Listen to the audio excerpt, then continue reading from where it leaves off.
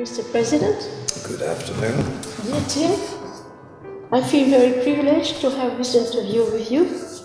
And after all, there are just a few questions that you can develop in this context to help also members, sympathizers over the world to join our thinking.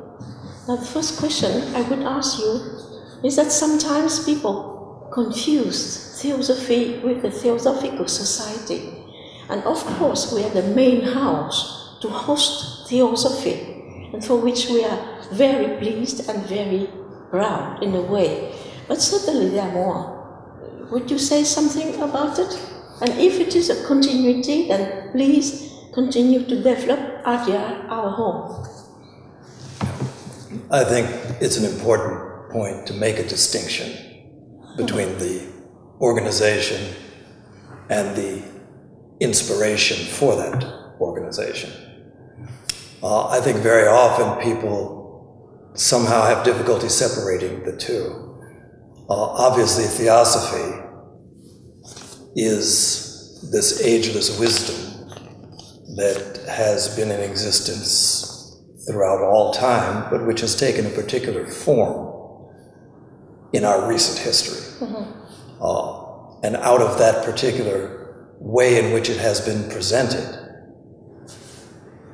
there was in fact the need for a vehicle to make this known to the world, and that was the source for the Theosophical Society.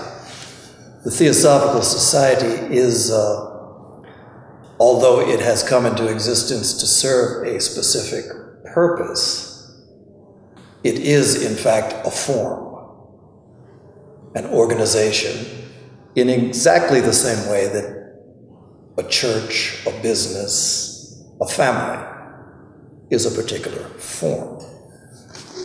So very often some of the sharpest sorts of disagreements that occur among Theosophists, which is this third wing, is not so much about the actual teachings or the expression of this ageless wisdom, or the experience of it.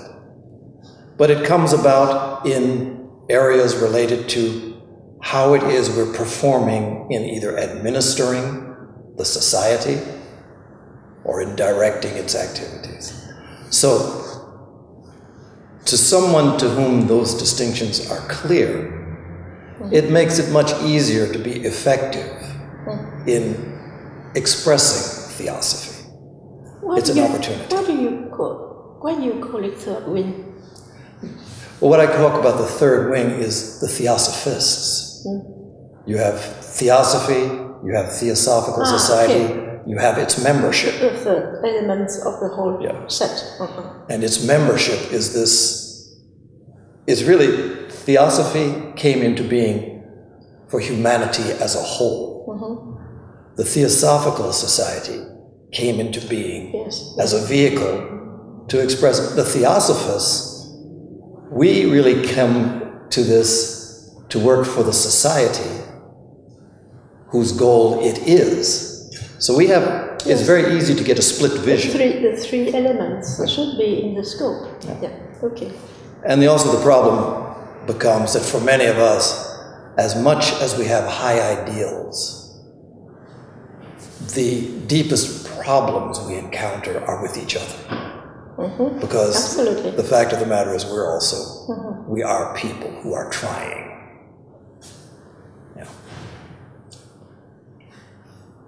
The former president, Brother Bernier, used to tell me this story, that Felix Layton, one non-American member, stalwart, senior, all dedicated, his wife used to say, no people, no problem. Exactly. Exactly. Yes. Well, the state of things is as it is.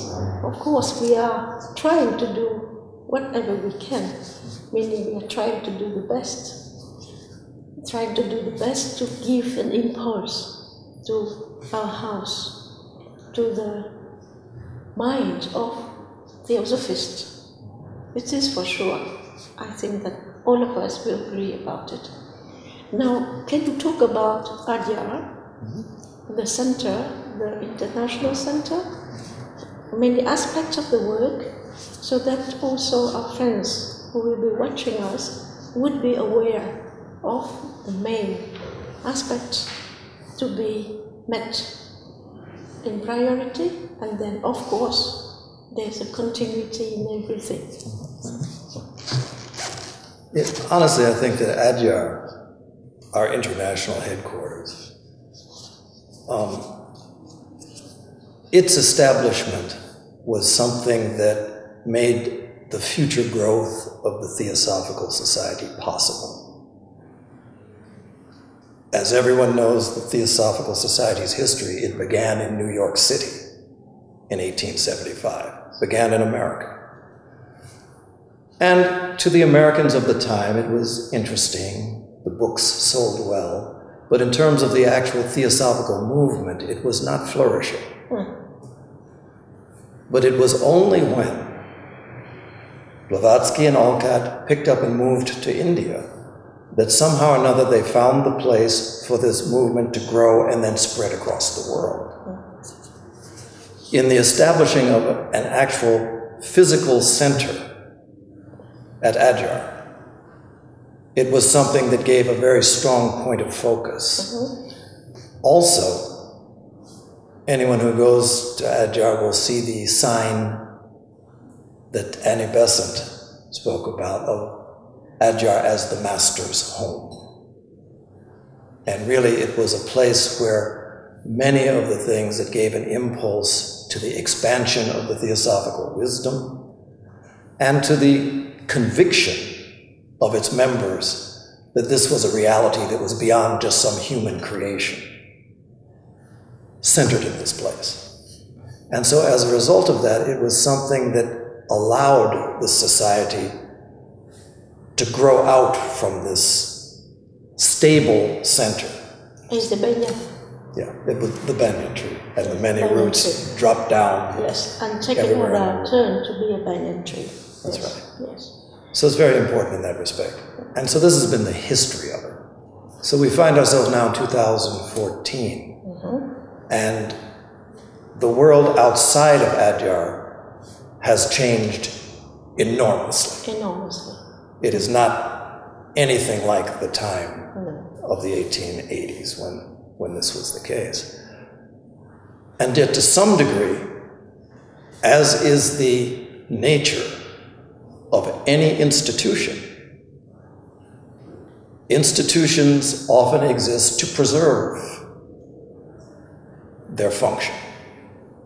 And with us, the Theosophical Society is dear to us, but it also helps us to acknowledge.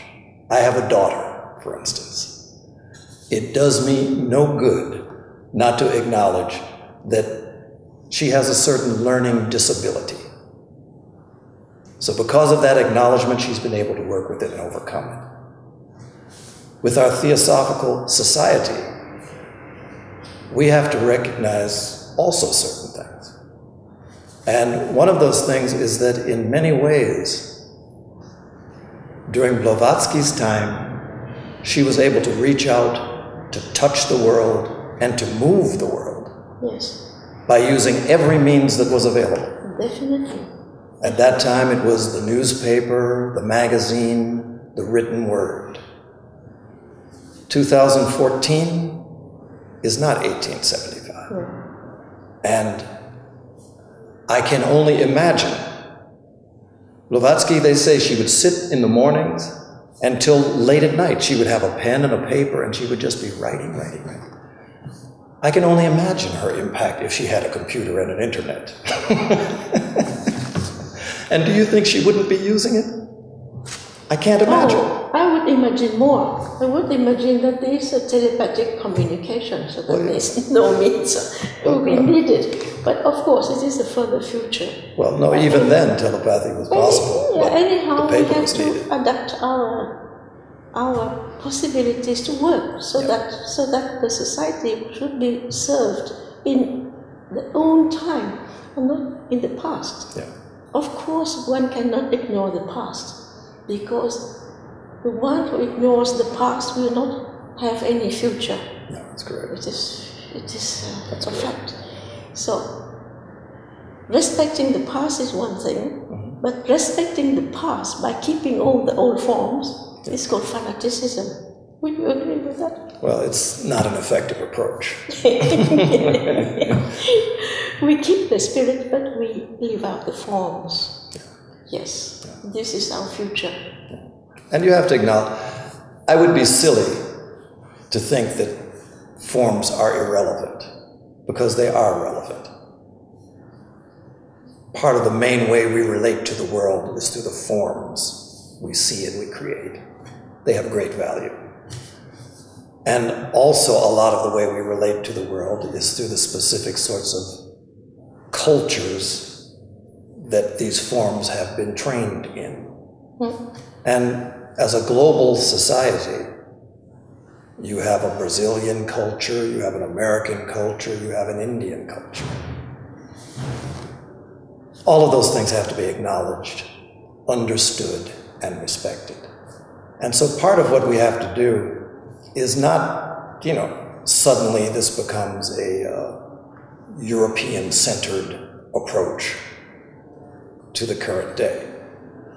But there are certain tools that cut across all cultures in the year 2014. And we have to be sure that we make use of those. Well, I trust that our goodwill and our inventiveness will come over every fetters for going forward. Yeah. And what about the situation of workers from abroad to come and work at Adyar? I am very keen to know about it because in the past I have been 6 months there working in 86 to 87, and certainly there are many things to improve. The spirit is there is no doubt about the Master's home. But then we have to do it something so that people would feel attracted, not only by the spirit of the home, but something else. So would you pay attention to this, and if you could develop here, it would be appreciated. I think that's something that's vital. It's a little bit of a digression, but a number of years ago, there was a health club I used to go to, and they had a fish tank. Someone had thought it was a good idea to have this fish tank to teach children about caring for other life. And there was one goldfish in there.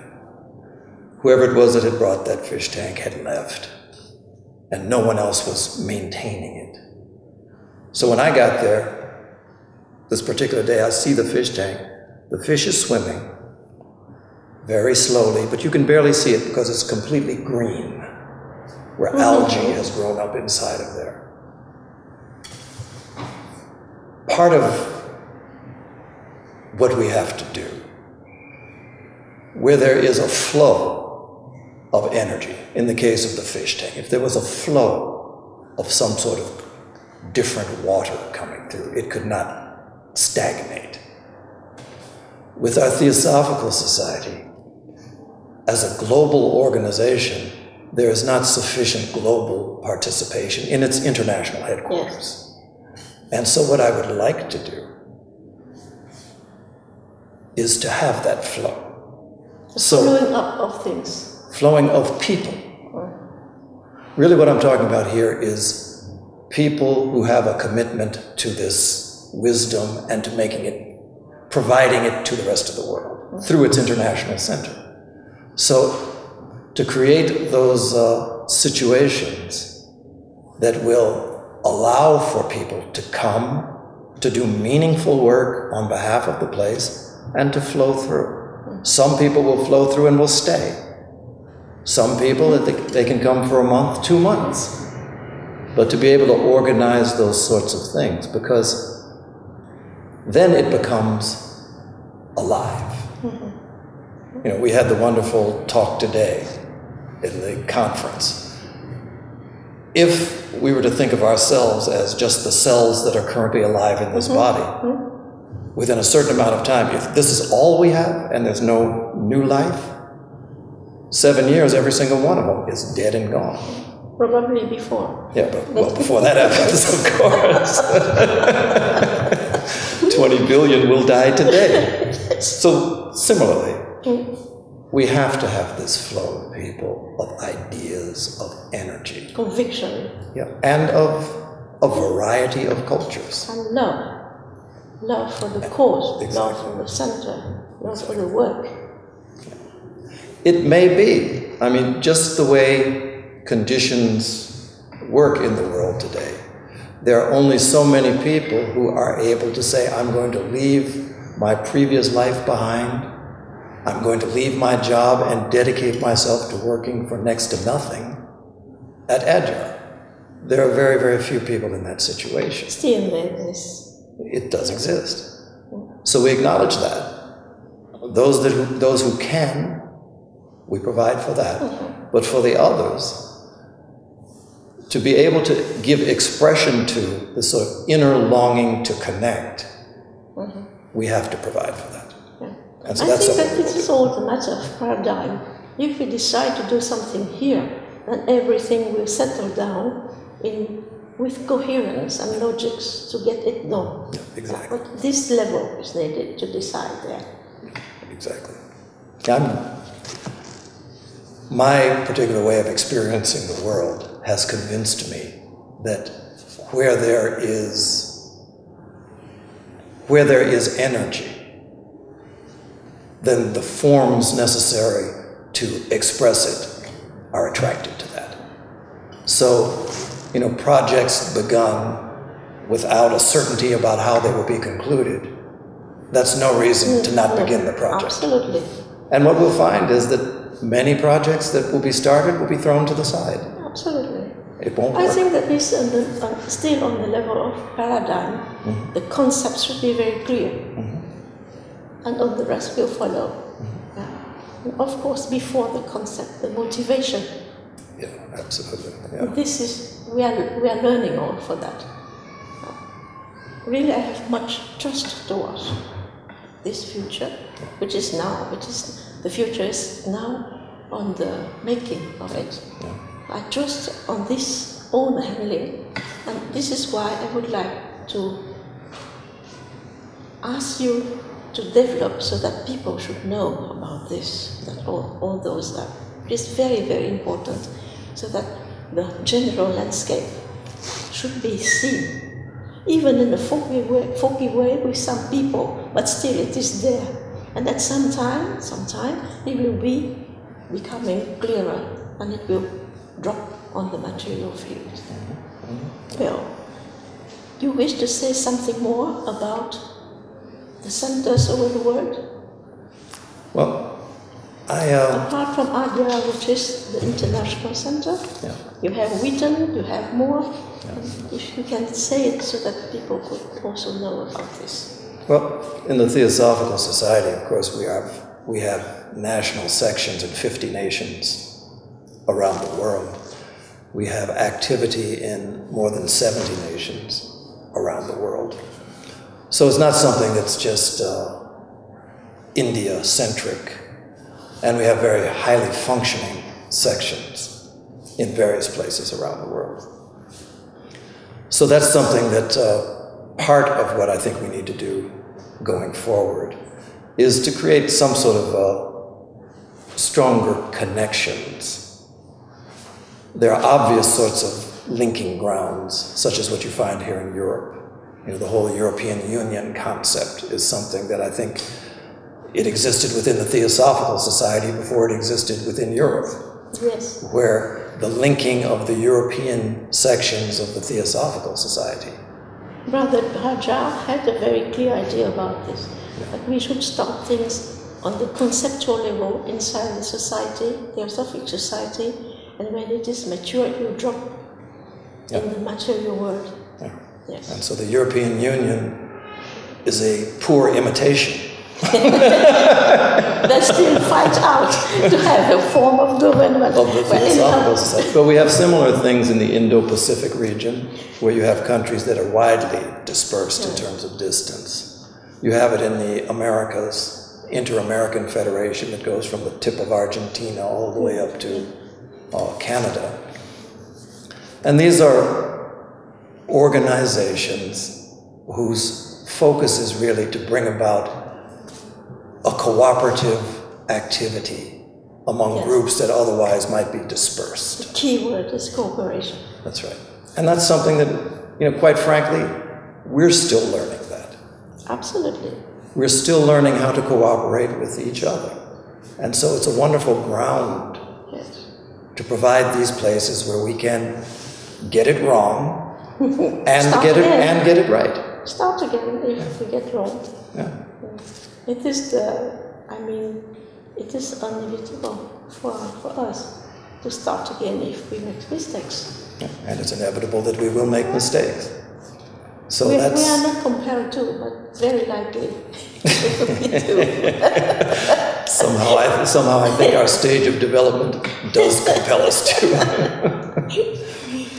Well, would you like to add something of your own wish to this very light interview? Well, this very light interview has taken me to some depths, so yes. So I have greatly enjoyed this.